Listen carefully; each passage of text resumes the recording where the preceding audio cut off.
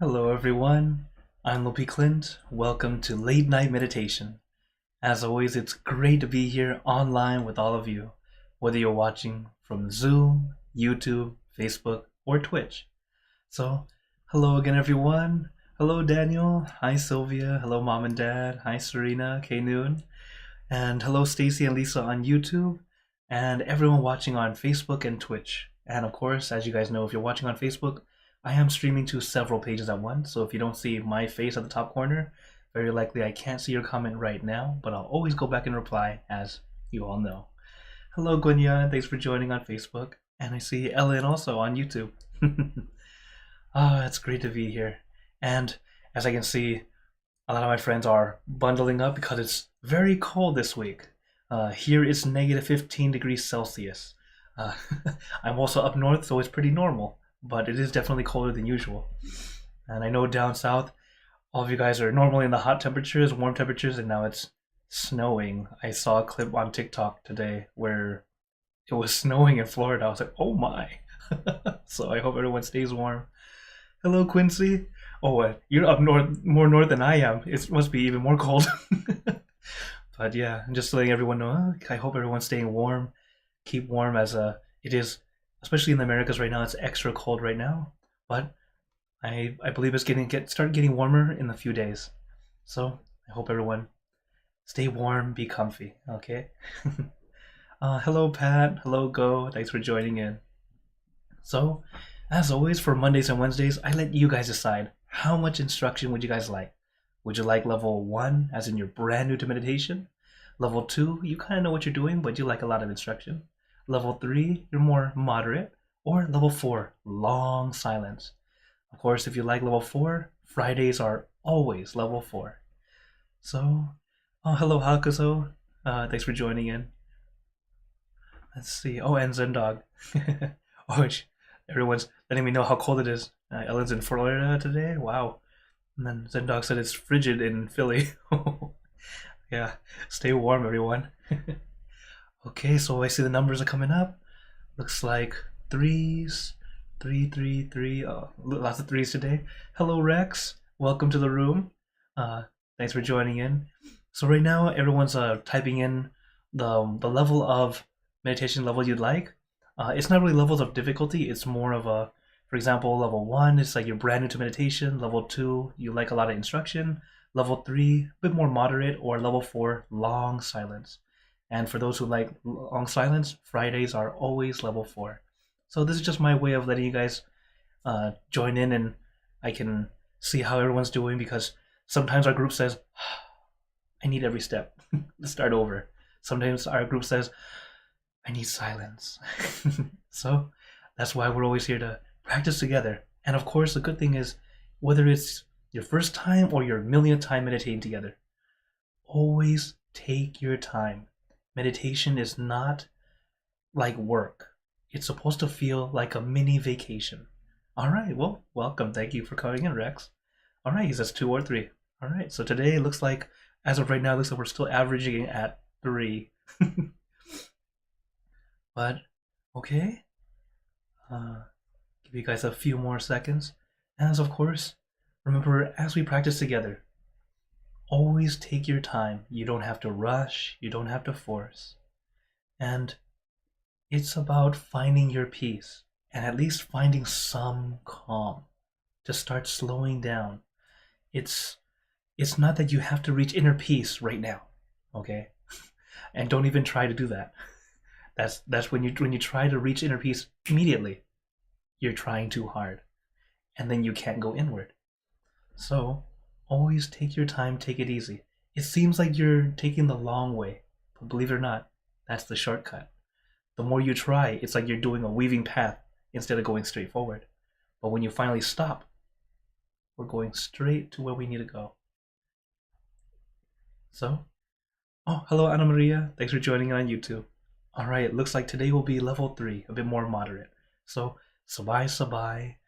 And as we practice together, remember, take your time. So, is everyone ready for some meditation? Okay, then let's get into our perfect position, as I like to call it, because it's perfect for you. And when you're ready, gently close your eyes. Take in a deep breath.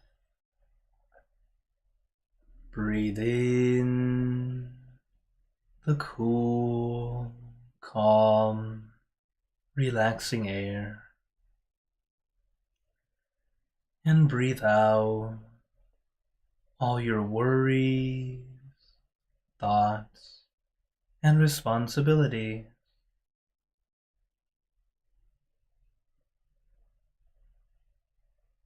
Just let it all go. Forget about it for the time that we are meditating. Just breathe in, breathe out.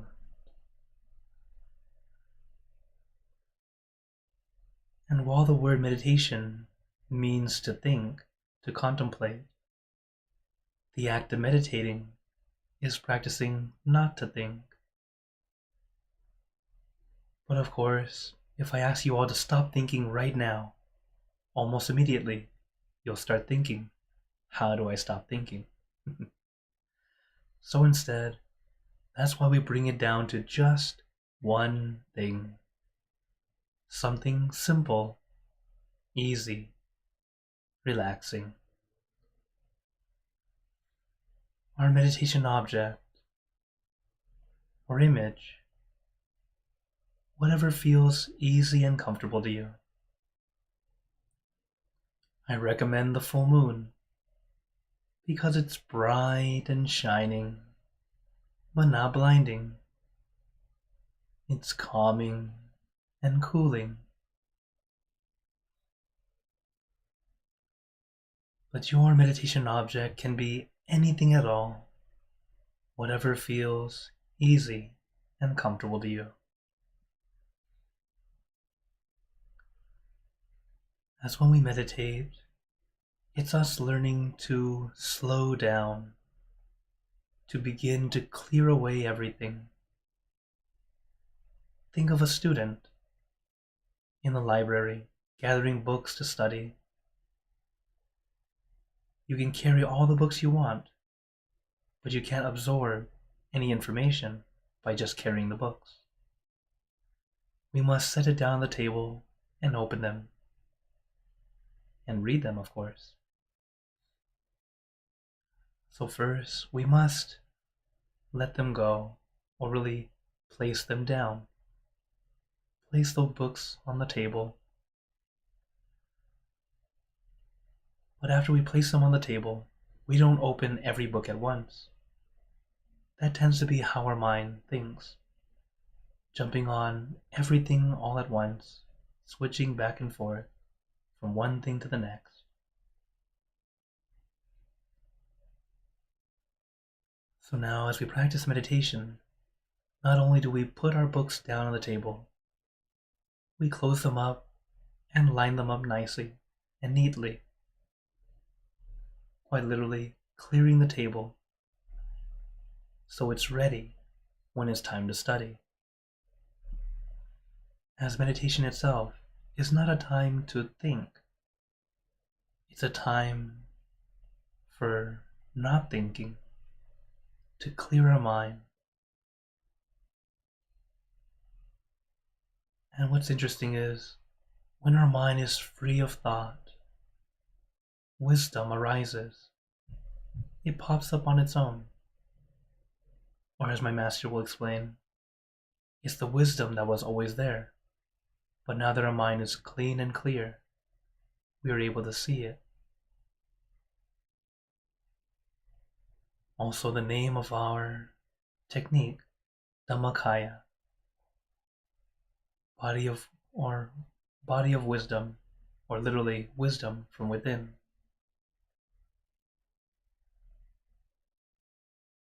But as we practice, no matter what technique you use, the important thing is, first, relax your body. Allow your body to feel at ease, to feel comfortable.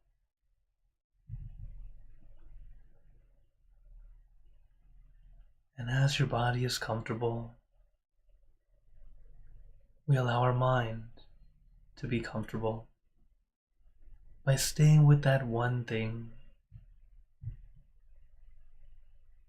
our meditation object, floating at our center.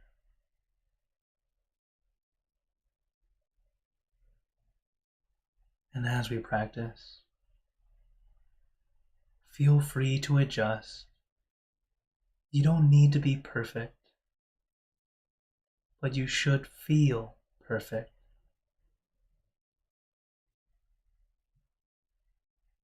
Meditation is light and gentle, but even though it's light and gentle, the focus is very precise. It almost sounds like an oxymoron, like two opposites that shouldn't go together. Think of watching TV or watching a movie.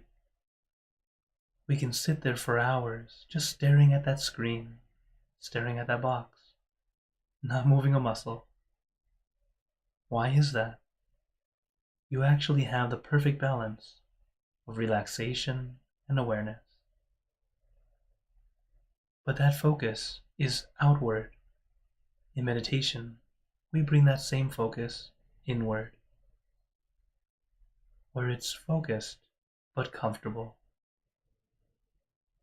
Like looking out at a scenic view, enjoying the experience. And awareness is not focusing on every single detail.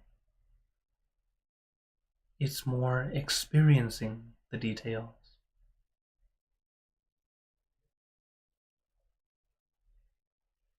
If you focus too intently on every single detail, your mind starts to wander again. Because you'll start to wander and think about each detail rather than just seeing the whole picture and just enjoying.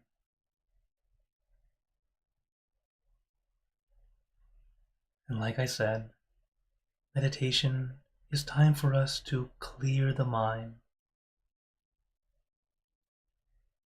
So have our mind focused but comfortable. An easy rule of thumb is notice how you feel.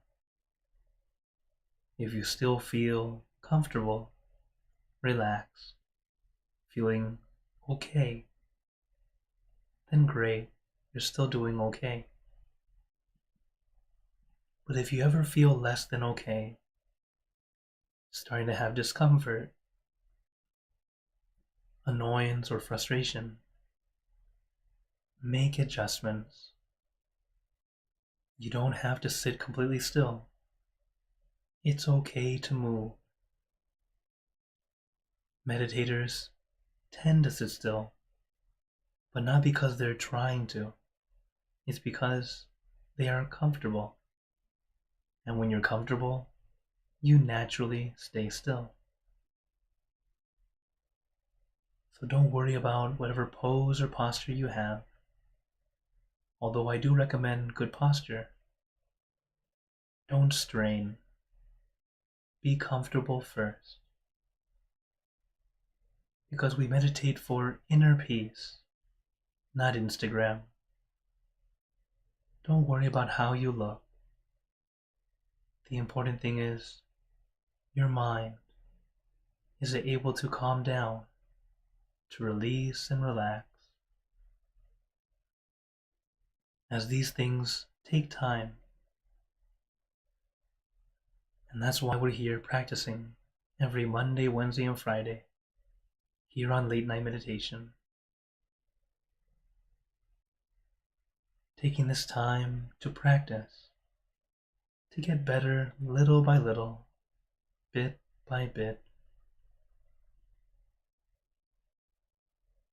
And getting better doesn't mean you have to reach peace each time. Some days it feels very good. Some days it's a bit challenging. And that's okay. Both are wonderful. because we always learn something. Learn what we should do, what we shouldn't do. But for now, take your time, experience, not expect. Your expectation will hold you back. And this is true for both beginners and regular meditators. So just enjoy. Take your time. Relax your body. Relax your mind.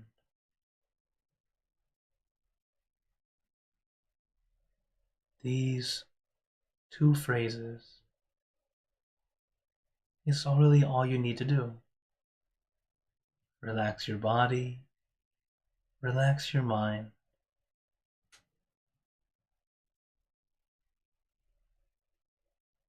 When you're able to do just that and not try to add anything extra,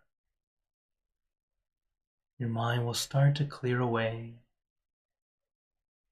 to be clean and bright. But take your time. Don't force. Don't rush. Son mo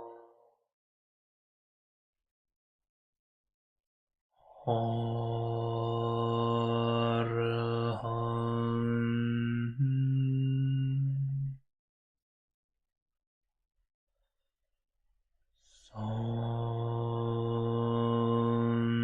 Son mo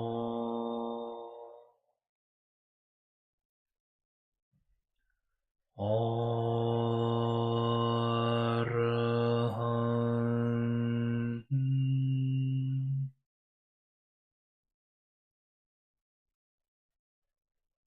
Son mo Araham.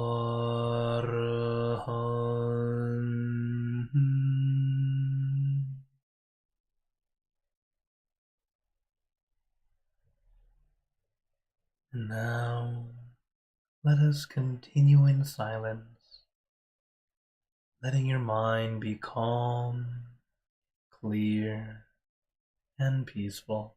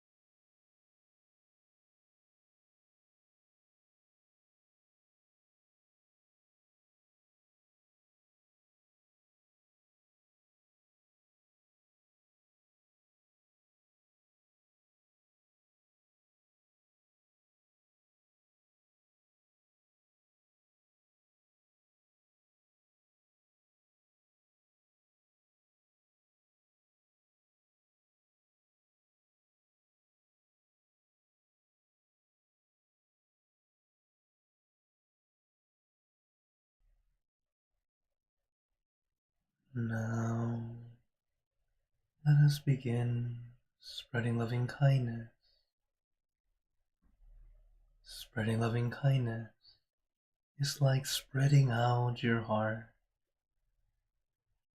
sending out good intentions to all beings. So let us visualize our object as we have been doing, and imagine that your object becomes crystal clear, clean, and bright. And at the center of your object, there is a bright light. This light is very special. All those who touch this light are instantly happier, healthier, and more at peace.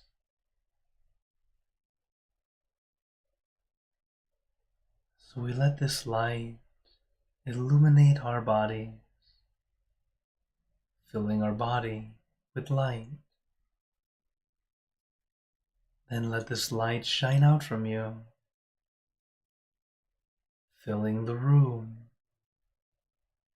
And let this light spread far and wide, filling the city and the surrounding city,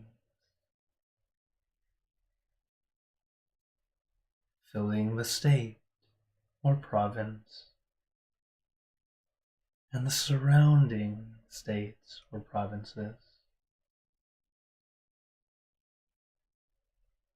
filling the country and the surrounding countries, until filling the entire world, and now throughout the universe. Thinking of our loved ones, our family, our friends, our close and distant relatives, our co-workers, acquaintances,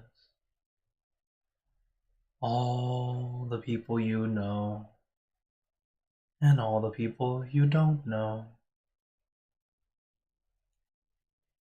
to all sentient beings, all the animals in this world,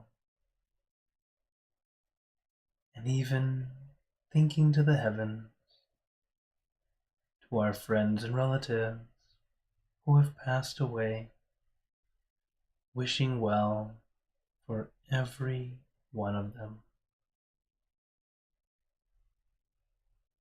And as we are spreading loving kindness, let us make this wish together for us all to be happy, healthy, wealthy, successful, to gain wisdom, attain enlightenment, for world peace. Let us take a moment to make our own good wishes.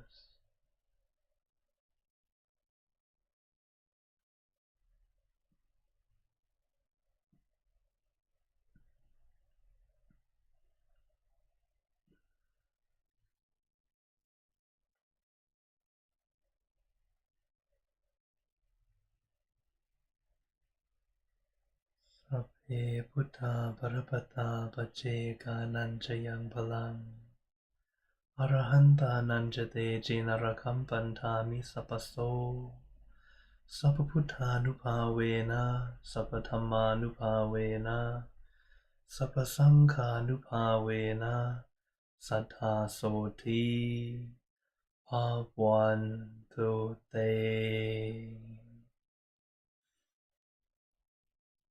Now, very gently and at your own pace, opening your eyes,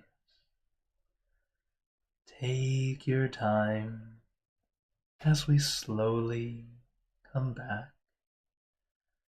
You can take in a few deep breaths, do a little stretch if you'd like, as we slowly come back.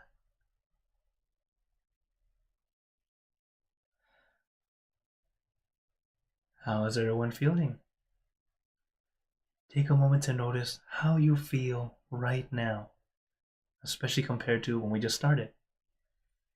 And if you're a regular meditator, compare it to other sessions. This comparison, we like to call it considering, taking that time to check and see what works, what doesn't work, or really observation. Always do this after you finish, never during. If you start to compare during your meditation, it turns into expectation. For example, let's say you're meditating, it's almost as good as last time. Oh, what happens? You don't get to feel it okay. Or you feel, last time was better. You start to end up pushing your good energy down instead of allowing yourself to enjoy whatever you achieve this time. So always take that time to notice first. Notice how you're feeling and simply experience it. Sometimes maybe it wasn't as increasingly amazing like last time. Like that one time that you feel, wow, you have that burst of energy. But sometimes it's more of a gentle climb and still very, very good. So it's always different. It's always a little bit different. So allow yourself to experience it. Because it goes into our quote today. Because every time we meditate, it's us reconnecting with our home base. The master says, keep your mind clean and pure. Throw everything away. Put everything aside. Just be still. By doing this simple thing, it helps us get back to our home base, to get back to our center. Centering is not just for getting some calm, it's the first effect we get. But if you think about it, it's like us going home. But for your mind getting to come back home to its home base, to be able to release, relax, take it easy. So this is why when we meditate, feel like a vacation. Don't try to force yourself to do something, okay? So now I open the floor to you all. If anyone has any questions, feel free to turn on your mic if you're here on Zoom, or type in the chat, as I see a few questions on YouTube already. So let me go to YouTube first. Hello, Ellen. Ellen's asking, oh, interesting background. Where is it? Okay, so back to showing you. So this background here that I'm in, this is actually in a museum in Chicago. I forgot the name exactly. I think it's the Art Museum. And this is the Navy Pier, or from the Navy Pier looking back at Chicago. So tonight's theme is Chicago. I was thinking of my friends there because it's about negative 20 degrees Celsius there right now. I thought it was cold here. It's even colder over there. So literally below freezing. So that's why I was just happen to be thinking of them. So I popped that up. And that was my background today. Okay. Oh, Lisa says, great, but still pop cycle here. It's alright. Little by little. Because every time we're practicing, it's always little by little. You can't expect yourself to be perfect or even try to be. Take it easy, enjoy. Oh, let me say hello. I see, hello Maya, thanks for joining in, and I see, who else came in? Oh, I see iPhone joined in, and Annie. Thanks for joining in here on Zoom. Okay, another question here's from Hakuzo. What is your thoughts on the influx of AI creating content compared to people making something themselves? Okay, AI is a very amazing tool, but just like every tool, it can do good and it can do bad, as we know. So the thing is, with that tool, if we're using it in a good way, it can be very beneficial and very helpful. Although I do agree with an artist. They wrote something about AI and they said, when I looked in the future, I thought AI would be doing my household chores, doing this and that, so I can enjoy doing art. I didn't expect them to be doing the art for us so that I had to do more of my own chores. So I thought that was a funny post, but it's sadly the truth of how it's starting off right now. I know right now it's just digital. I've seen teachers who have both said it's a great tool and also a bad thing because of how the students will use it. For example, if you use it in a way that is helping you study, for example, there's some AIs that will help you turn vocabulary words into digital flashcards for you, and they'll even quiz you on it, which is wonderful. What a great tool! I wish I had that growing up. But at the same time, some people will go, "Here are the words. Write an essay for me." You see, then they're not really learning anything, are they? So that's where it's really up to the user. It's us doing our best to make it. Although while it is getting better and better, especially deepfake, where they can put someone else's face onto someone else, or put your face onto something else, or something like that, or completely create it without you even being there. That is going to be a little scary in the future, but I'm sure. Well, one thing is, as we're going through it, it's really about adjusting to using it for useful things. Try to encourage each other, lift each other up, not bring each other down. So that's what I hope for. Okay. And hello, Daniel. Did you want something to say? Yes, I just wanted to share. As we first began to feel my hands quite cold, of course, from past experiences. I simply remembered that warmth from within. Slowly, of course, it took time, but my hands warmed. And wanted to hear your thoughts on that. Yes, it's very, very true. The energy from within us. There are many ways of how people have learned to start to control it. For example, in our meditation, it's us having our mind centered and then allowing it to flow. There's also something called chakras, as we know those are the chakras. That one is not something that I'm not an expert at, so I couldn't really teach you exactly what to use it, but they use something similar, another form of using energy. And I know that I do the same thing whenever I'm cold. I actually have my mind kind of centered, and then I just let that warm energy come to my hands, come to my feet, come to wherever I need it. As I know I've shared with you guys before, where sometimes I'll start the class and I'm a little sick and I have a little itchy throat. I will have my mind centered at my throat, and then just kind of sending my own healing energy to it. By the end of the meditation, I'm speaking clear. So it is a real thing. It does happen. I'm very glad that I'm not the only one doing it. So yeah, we all actually have this wonderful power from within. You can heal yourself. It's just that it does take time. As you practice more and more, your energy flow is much better. But it does not mean that how the Buddha explained it. So I'm a Buddhist and I'm sharing the Buddhist teachings. The Buddha said there are some things that, for example, illness. There's some illnesses, whether you get medicine or not, you're going to heal. You're going to be fine. For some people, you need the medicine in order to heal. For some people, even if you have medicine or not, unfortunately, you're not going to heal. So the thing is, that energy flow is not only from our current lifetime, but it's also the good and bad from our past. It's quite literally karma. When we have a lot of good karma, it allows us to use this energy. At the same time, why some people, when they want to do something bad, they're unable to do it. While some people, while they try to do something good, they're unable to do it. Isn't that weird? How is it that sometimes they can't do it? So for some people, it's like they have this energy that make it easy for them to do bad or easy to do good. For some people, it's easy to do both. It can be both good and bad. It's a really interesting energy. It's because of karma from the past. For example, let's say someone hurt you in a past life, and then you happen to meet them in this lifetime.